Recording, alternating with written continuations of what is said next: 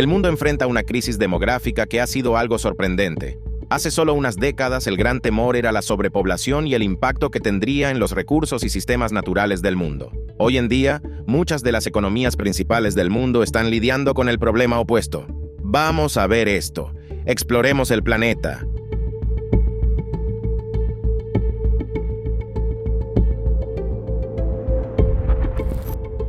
Las tasas de natalidad en la mayoría de los países, especialmente en los países avanzados, han estado disminuyendo constantemente, y hoy estamos muy por debajo de la tasa de reemplazo. Esto significa que, sin la inmigración de algunas regiones donde aún nacen muchos niños, nuestros países comenzarán a disminuir en población. Esto preocupa a muchos economistas, en particular, por los efectos que esto podría tener en sistemas que dependen de un número creciente de personas, produciendo una cantidad creciente de bienes y servicios para una economía en crecimiento. La preocupación se ha vuelto tan severa que muchos gobiernos en el mundo ahora están considerando o experimentando activamente con simplemente pagarle a las personas para que tengan hijos como una forma de revertir, o al menos frenar este problema. Estas políticas costarán billones de dólares y remodelarán la economía global, pero ya se han intentado antes, y son responsables de algunos de los problemas económicos más graves en el mundo hoy en día. Incluso implementaciones muy ligeras de estos sistemas para influir en las tasas de natalidad, como los créditos fiscales para hijos, que están en el centro del debate de políticas económicas actualmente, pueden tener impactos profundos en las economías. Y a menudo, no es sino hasta décadas después que se comprenden plenamente estos impactos. La cura podría ser peor que la enfermedad, pero también es importante entender por qué una población en disminución aparentemente es un problema tan grande en primer lugar. Para abordar correctamente lo que puede ser una de las herramientas económicas más peligrosas en el arsenal, necesitamos, como siempre, responder algunas preguntas importantes. ¿Por qué están disminuyendo las poblaciones? ¿Por qué es esto un problema? Y finalmente, ¿por qué pagarle a las personas para que tengan hijos es una solución tan terrible para este problema? A principios de los años 2000, muchas personas, desde comediantes hasta políticos, hacían bromas sobre el aumento de la población en todo el mundo, generalmente basadas en la creencia de que la tierra y la economía estaban cediendo bajo el peso del consumo. Pero aunque estos problemas no son del todo falsos, la suposición y las bromas se basaban en una verdad parcial. La población mundial está aumentando, pero esto tiene poco que ver con la reproducción. Según las Naciones Unidas, la población mundial superará los 10.000 millones en los próximos 34 años y en su punto máximo, contrario a lo que muchos asumieron, comenzará a disminuir. La realidad es que la mayoría de las personas pasaron por alto elementos como el aumento gradual en la esperanza de vida impulsado por los avances en nutrición, higiene, medicina y atención médica, mientras ignoraban el índice de crecimiento, el único indicador que importa cuando se trata de predecir la población de un país y su impacto futuro en la economía. La última vez que la tasa de crecimiento poblacional alcanzó máximos históricos fue en los años 60, cuando alcanzó el 2% anual. Ahora es menos del 1%, y la mayoría de los analistas predicen que bajará a menos de 0.1% en menos de un siglo. Hay dos factores principales que han hecho que incluso la persona promedio comience a prestar atención a estas poblaciones envejecidas y a la baja fertilidad, siendo esta última la más fácil de influir sin medidas drásticas. Solo un puñado de países recibe una gran cobertura mediática sobre su población envejecida.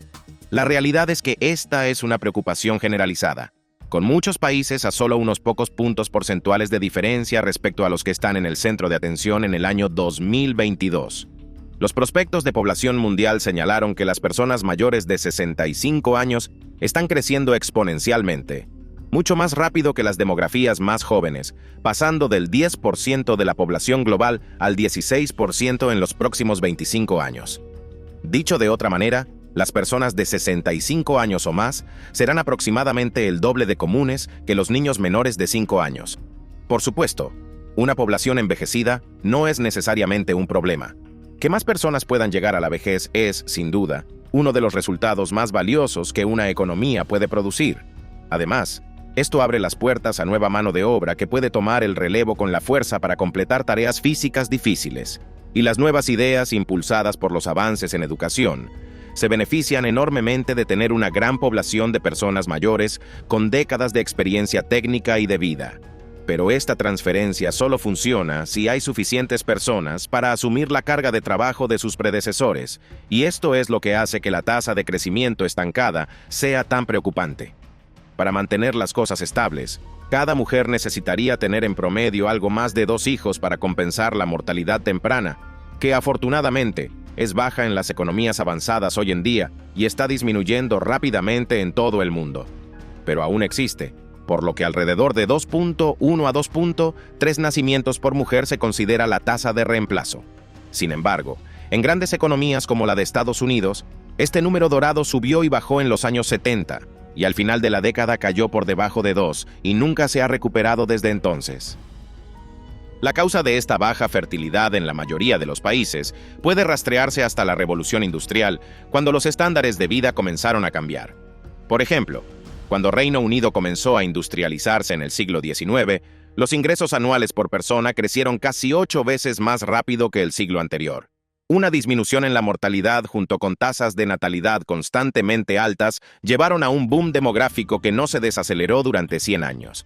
Después de una transición demográfica que ha sido casi idéntica en países similares, los historiadores encontraron que el enfoque de Reino Unido cambió hacia la retención de capital para mejorar la calidad de vida de sus familias, donde la fertilidad finalmente se igualó con la mortalidad a niveles bastante bajos.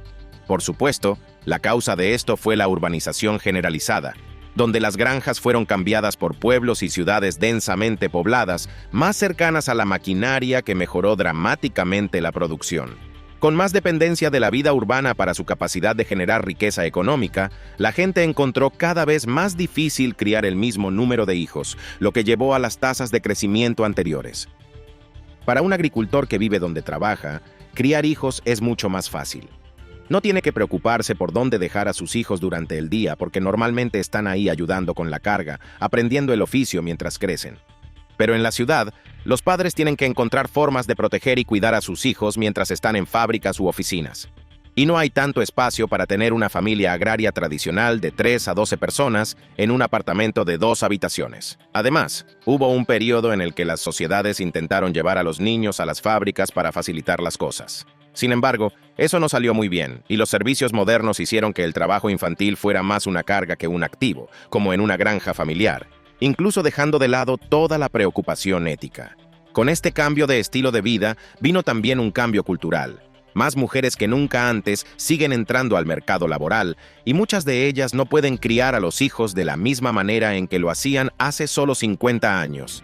También existen anticonceptivos modernos que hacen que la planificación familiar sea mucho más fácil, y muchas personas simplemente están postergando las relaciones o negándose a tener citas del todo cuando se están emparejando entre sí.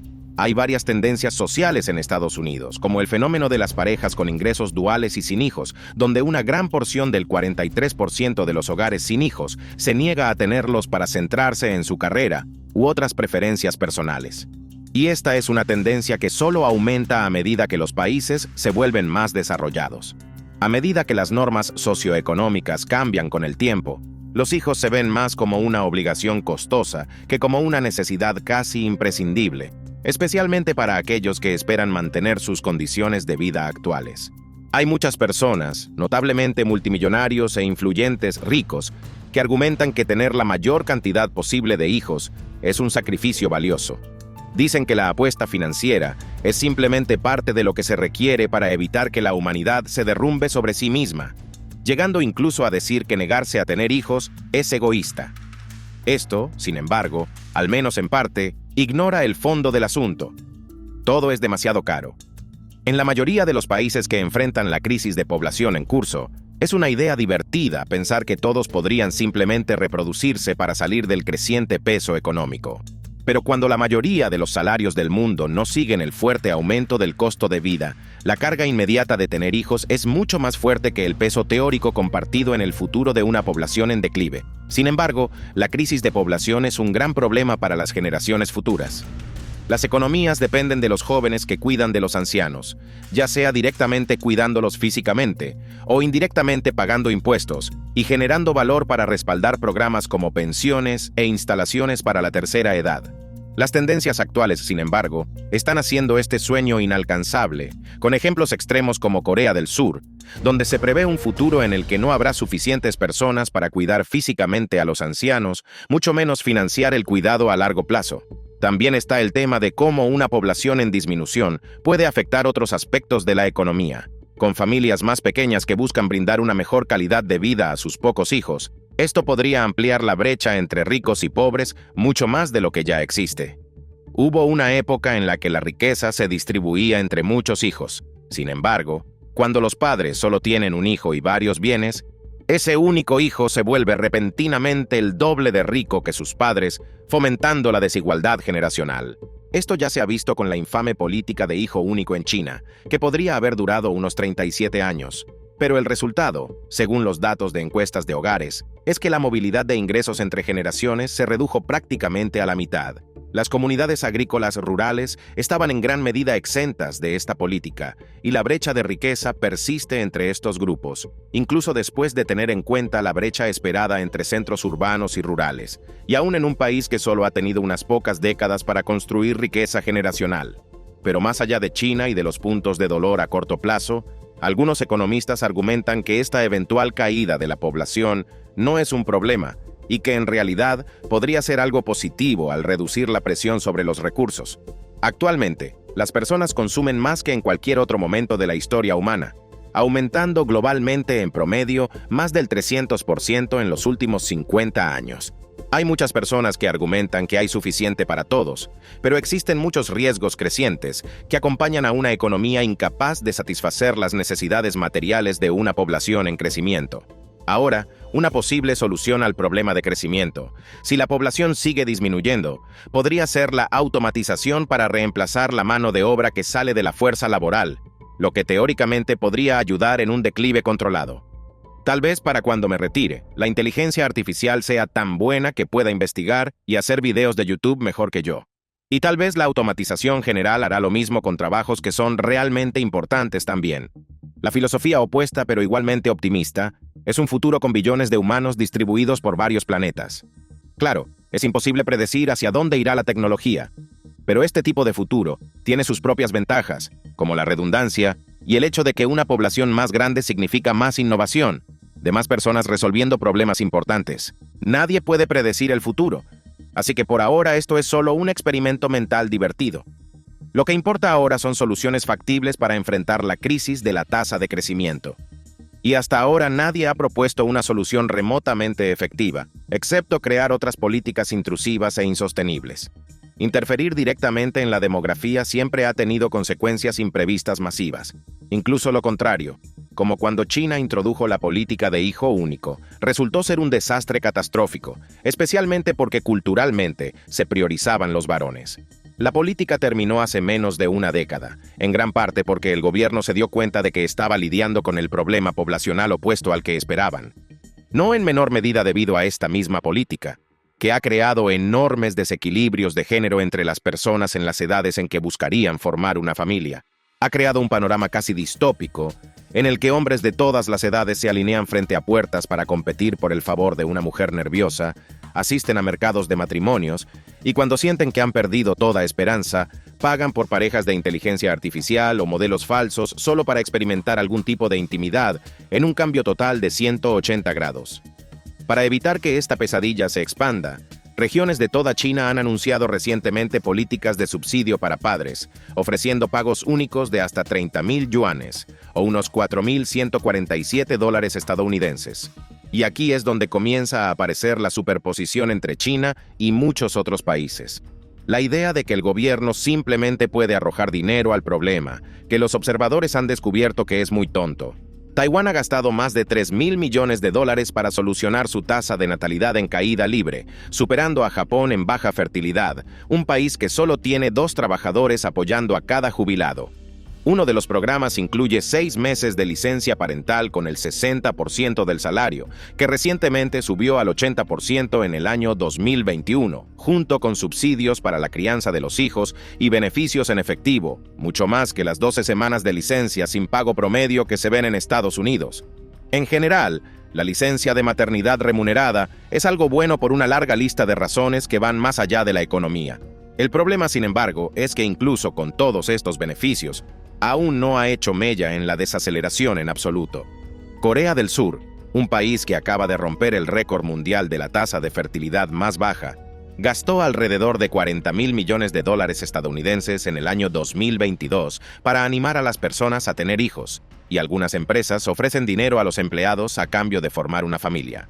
Un aumento continuo en el costo de vida, así como las opiniones culturales sobre la paternidad, desalentaron a la mayoría de los posibles participantes de tener hijos, lo que hizo que todos estos esfuerzos fueran completamente ineficaces. Incluso hay conversaciones en las que los gobiernos están considerando la introducción de un gran bono por nacimiento, a menudo mucho más allá del nivel que muchos países ya pagan, o incluso, más controvertido aún, un impuesto por no tener hijos. Esto se hizo en la Unión Soviética para fomentar el crecimiento de la población durante casi toda su historia, y el hecho de que la fertilidad cayó después de la caída de la Unión Soviética y el desmantelamiento posterior de las políticas de impuestos soviéticas a menudo se señala como prueba de que estos incentivos funcionan.